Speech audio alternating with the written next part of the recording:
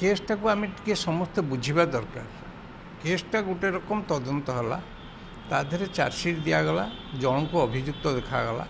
आउ कहार संपृक्ति अच्छी कि आउ कौन तथ्य उन्मोचन करने को समय नू इन्वेस्टिगेशन ओपन रखिले यही स्टेज केस थिला।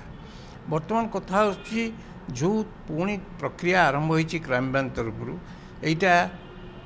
रीइन्वेस्टिगेशन ना फर्दर इन्वेस्टिगेशन मत जहाँ लगुच हूँ फर्दर इन्वेस्टिगेशन रीइन्वेस्टिगेशन नुह रीइन्वेस्टिगेशन केवल अधिकृत होती हाईकोर्ट व सुप्रीम कोर्ट गोटे केस मामलार जदि अनुभव करेंगे ताहले पूर्ण तदंत करने को देवे। ये जो तदंत प्रक्रिया आरंभ होती केतक प्रक्रिया पूर्व आईओ जी थे सी किसी अवहेला कर अभियोग आसूची से अभियोग को एमाने पैचअप करने बिल्टअप करने नुआ तथ्य से कर द्वारा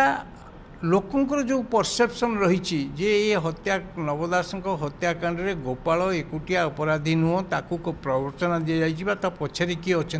से एंगल इन्वेस्टिगेशन होची कि नहीं एपर्यंत जना ना बाकी रहा से माने एयरफील्ड जाइचंती डाक्तर कति जाइचंती ये जिनिस मिलला से जिनिस मिलला नहीं यहीटा तांकर जो लैकुना था लैकुना को पाचअप करिया जाउछन आ धीरे जे क्रिमिनल कन्स्पिरेसी अच्छी कि नहीं बा ताकू कई आबेट करचंती ऑफेंस को बा कई तार आ सहयोगी रही ये तदंत प्रक्रिया आरंभ होती कि नहीं एपर्यंत जना पड़ूना यदि से लाइट रे तदंत करा जाए ताहले जो ओपन रखी तदंत प्रक्रिया को ताहले सी सार्थक हम अन्यथा से जो लैचेस ताकू फिलअप गैप जमती आम शून्यस्थान पूरण कला भाया आउ कि ना आउ कि मैटेरियल आसवे से गोपाल ही से प्रयोग करा लोकंकर जो धारणा रही नवदास से जड़े प्रभावशाली थे जड़े वरिष्ठ राजनेता थे हाँ से सी जड़े भल व्यवसायी थे व्यवसायिगत थिला सांगठनिक कथा थिला राजनीतिक क्षेत्र थिला तेणु तांको मारिबापई कौन व्यवसायिक शत्रुता थाई पारे राजनैतिक शत्रुता थाई पारे बा संपत्ति व्यक्तिगत कौ स्तर में थाई पारे ये एंगल यदि तदंत करा जीवो ताहाले ये जो लोकटी गोपाल मारिला से लोक द्वारा प्रभावित होइछि कि नहीं कि प्रोत्साहनता को देइछन्ति कि नहीं से जना पड़े से लाइट रे एपर्यंत इन्वेस्टिगेशन आसीनी बोधहुए मु भावुची जे माननीय मुख्यमंत्री गतिर परिवार लोक भेटिले से निश्चय किसी तथ्य रखि तथ्य न रखि हुए तो मुख्यमंत्री प्रेस को कही न था जे आम यार प्रकृत दोषी की खोजिकी बाहर करूँ एवं जितेबाला आम जदि मन पकईबा से दुई जन सर्वोच्च पुलिस अधिकारी उपस्थित थे निश्चिंत भाव से किसी तथ्य आसी जो यहाँ जो इन्वेस्टिगेशन चली फर्दर इन्वेस्टिगेशन चली जोड़े से माने जोड़िकी प्रकृत लोकलोचन को आसो जार 161 रेकर्ड करा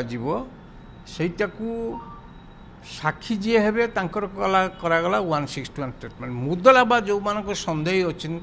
जो स्टेट हम स्टेटमेंट रेकर्ड हम कहते इंटरोगेशन सी कौन कहला जदि से कहला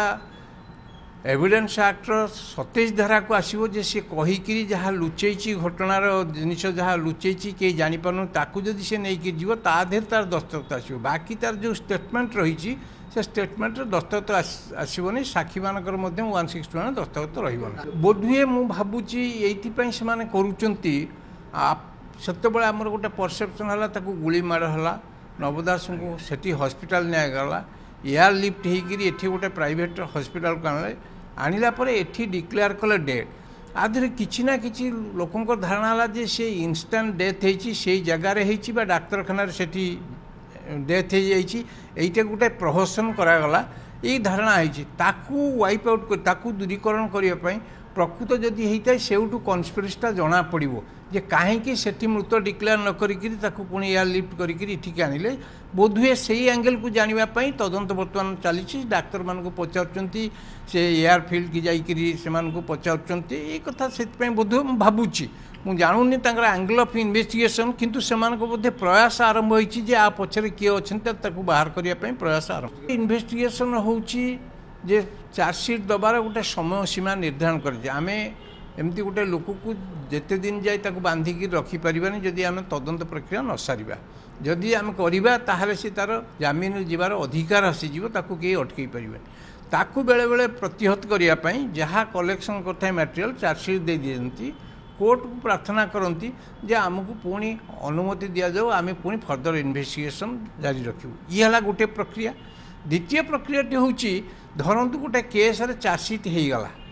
कम्प्लीटली चार्जसीट होगला गोटे प्रकार केस हो पारे जे तथ्य किछि मिली ताकू ही बेस कर चार्जसीट दिगला